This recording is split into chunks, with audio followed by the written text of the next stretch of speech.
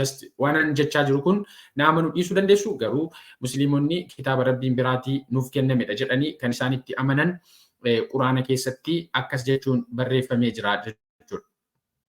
Tokko jannata keessatti musliimonni durboota adaadii ija babal'aa tu isaaniif kennamaa jedha quraanni. Durboota adaadii ija babal'aatu isaaniif kennamaa jedha. Suuraa 44 ayyaa 51 maal jedha? Warri rabbiin sodaatan iddoo nagayaa keessa ashaakiltii fi burqituuwwan keessa walitti garagaloo ta'anii uffata hariira haphii fi hariira furdaa irraa ta'e uffatu. Akkuma kana dubra adaadii ija babal'aa isaan fuusifna jedha. So Allahan dubra adaadii ija babal'aa ta'e jannata keessatti isaan fuusisaa jechuudha. Allahan siree fi durboota isaaniif qopheessa jedha suuraan 52 ayaan 20 sireewwan hiriira galfaman irra hirkatoo ta'anii jiraatu. Dubartoota hin taane durboota adaadii ija babal'aa isaan fuusifnaa jedha. Kun jecha quraanaati jechuudha. Durboonni kun kanaan dura namnii fi jinniin takkaallee isaanii hin tuqne jedha suuraan 55 ayaan 71 hanga 74 warri jannata keessa jiran dola rabbii keessanii keessaa kamiin kijibsiiftu? Dubartoota manneen keessatti dhirsa irratti gabaafamantu jiru. Tola rabbii keessanii keessaa kamiin kijibsiiftu? Isaan dura namaa fi jinniinis hin tuqne jedha. Namnis jinniinis takkaa kan isaan hin tuqne waan akkasiiti jechuudha. Jannata keessatti kan isaan eeguutti jiran. Okay.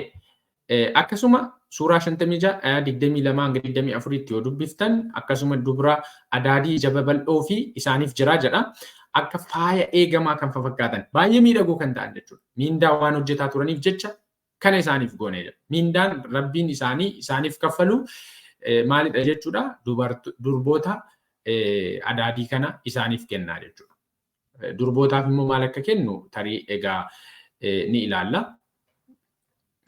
Akkasuma immoo suuraa 56 34 hanga 38 immoo maal jedha?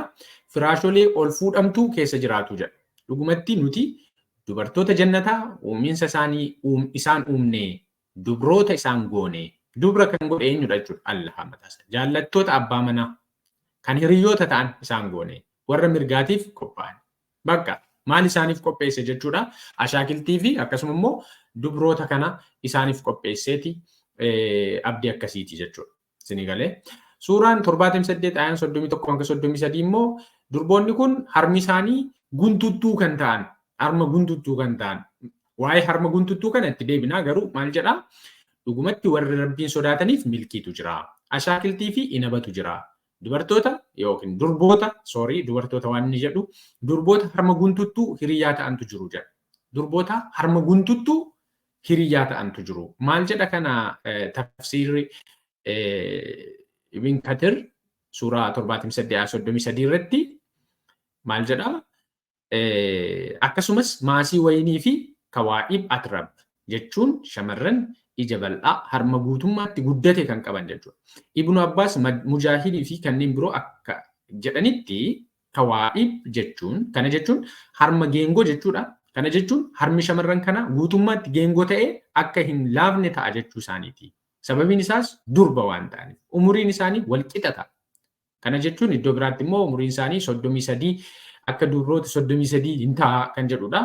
Geessuu jechuudha. Dubra geessuu dhaqna guutuu ta'e kan qabdu harmi ishee kan hin lallaafne baay'inni isaanii immoo meeqa akka ta'u itti deebina isaa. Kana jechuun umurii tokko qofa qabaatu jechuudha. Wal qixa isaan. Ibsi kanaa duraan suuraa Al-Waqi'aa keessatti ibsamee jira. Suuraa 56ffaa keessatti jechuudha. Ibsa rabbii ilaalchisee jira. Mee ni ilaalla kana maal jechuu akka ta'e. Egaa namoonni jihaada irratti du'anii fi durboota 72tu isaaniif qophaa'ee jira. Dubroonni kun meeqadha baay'ina isaanii? Nama tokkoof dhiira tokkoof dubra 72. Dubra 72. Jaamiyaa Tirmidii 1663 irratti gireediin isaa Hasan kan ta'e Darussalam hadiisni akkas jedha. Ergamaan rabbii maal jedhee namoota jihaada irratti du'aniif wantoota jahatu isaaniif qophaa'ee jira jedheen. Innis maa inni? Battaluma dhiigni isaanii dhangaleetti dhiifamuu cubbuu argatu. Akkasuma immoo inni maal ta'a? Jannata keessa bakka isaanii argaa. Adabbii boolla keessaa yookiin awwaalcha keessaa ni oola. Akkasuma immoo sodaachifamuu isa guddaa ni baraarama. Akkasuma immoo badhaasni gonfoon mataa isaarra ni kaa'amaa fi akkasuma immoo wanta dachee kana keessatti gaariidha jedhamuutiin olitti inni isaaf qophaayaa. Akkasuma immoo durboota haadha immoo horiil kan ta'an irraati kan jedhu jechuudha. Sana booddee namoota firoota isaa ta'an nama 70 immoo araara gochuu ni danda'a namni akkasii. Namni kam? Namni jihaada irratti du'e jechuudha. Kana dura qabeeti jihaadatti nama fixa jechuudha. Nama haadha manaa 72 kan akka hin dagattanii barbaadu. Eshi haadha manaa 72 kana wajjin akkamitti jiraataa jettanii hin yaaddayna. Maaliif jennaan dhiirri tokko humna guyyaatti durboota 100 wajjiniin saalqunnamtii isa raawwachiisutu isaaf kennama waan ta'eef jechuudha. Kan ammoo Ibn Kathir tafsiira Al-Waqi'aa irratti 56-36 irratti suuraa 56-36 irratti maal jedhee kanan bicaatiin intini godhe in paradise kan jedhu. The believer will be given such a strength for women. Jannata keessatti amantoonni dubartoota bira dhaquudhaaf humna hagasiitu isaaniif kennama jedhe ergamaan Rabbii jedhan. Abu Daawud. Sana booddee achiin Anas maal jedhee gaafata? I asked jedha Anas. Allah's messenger. Will one be able to do that? He said.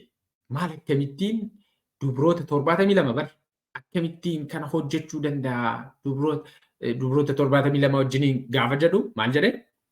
He will be given the strength of 100 men. Kana gochuuf humna dhiira 100 isaaf kennamaa jedhe. Kan ammoo Tirmidii irratti hadiisa irratti gabaafameera. Maal jedha? Abu Hurairah said that the messenger of Allah was asked, "Oh Allah's messenger, will we have sexual intercourse with our wife in paradise?" Haadha manoota keenya wajjiniin jannata keessatti saalqunnamtii gochuu ni dandeenyaa kan jedhu gaaffii gaafatee jechuudha. Isinii galee gaaffii gaafatee jechuudha. Ajaa'iba. Ajaa'iba. Ajaa'iba guddaa. Okay, maal jedhee deebiseef? Jannata keessatti dhiironni durboota 100 waliin saalqunnamtii gochuuf humna ni qabaatu jedhee jechuudha. Kana sirriitti akkasiin dubbistaniif na isinii guddisa. Akkasidha kun. Akkasidha kun. Maal jedhaa? The man will be given able to have sexual intercourse with 100 virgins in one day. Durboota 100 wajjiniin guyyaa tokkotti saalqunnamtii hojjechuu ni danda'a. In my view, his hadith meets the criteria of the Sahih. Inna hadithni kun fudhatama kan qabudha jedheen Abu Abdullah Al-Maqdisi. Kanaaf sababni isaa maalii fi Allahan waa hundumaa beeka waan ta'eef jedheen. Isinii galee. Ibn Abbas immoo waan jedhan, they are in an infatuated state with their husbands. Haven't you ever seen a she camel in heat? She is like that. Dubartoonni kun akkuma gaalli dhaltuun yeroo korma kajeelan godhatan sana akkasuma godhatu. Akkasuma godhatu. Bakka abbaan manoonni isaanii humna nama 100 waan qabaniif kanneen kana fakkaatan haasaan isaa xiqqoo ishee namatti ulfaata bergit akkaataa achirra jirutti jechuudha.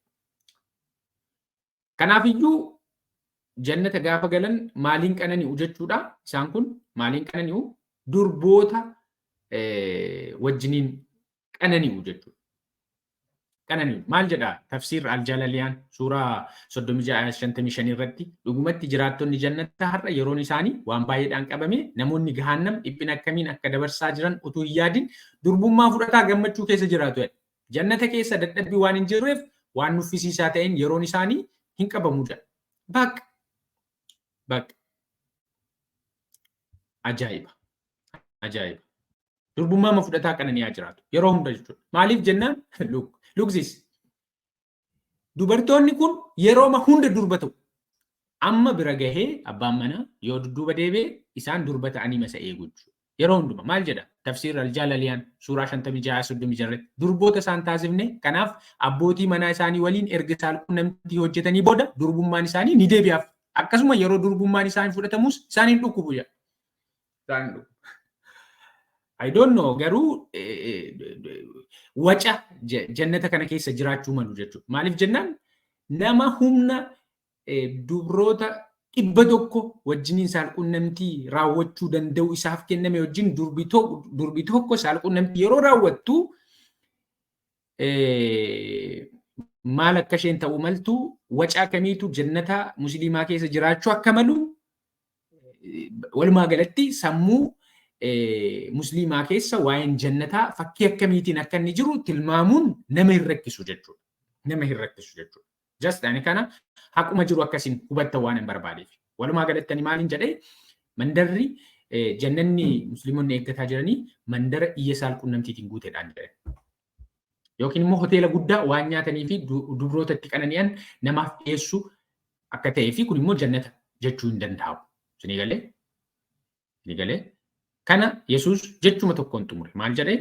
Du'aa ka'utti akka ergamoota Waaqayyoo warra Waaqa keessaa ta'u malee hin fuudhan hin heerumanis. Maatewos 22 irratti jechuudha. Jannanni musliimaa kana fakkaata. Obboloota kun maaliif ta'ee kan jedhu akkasiin eegdan nan beeka. Barumsi akkasii kun maalirraa ka'eeti kan inni dhufe? Maaliif jennaan akkuma iddoo kanatti ilaaltan waa malee manni hin aaruu jedha Oromoon. Barumsi kun salphaatti callisee hin dhufne. Waa malee hin dhufne barumsi kun.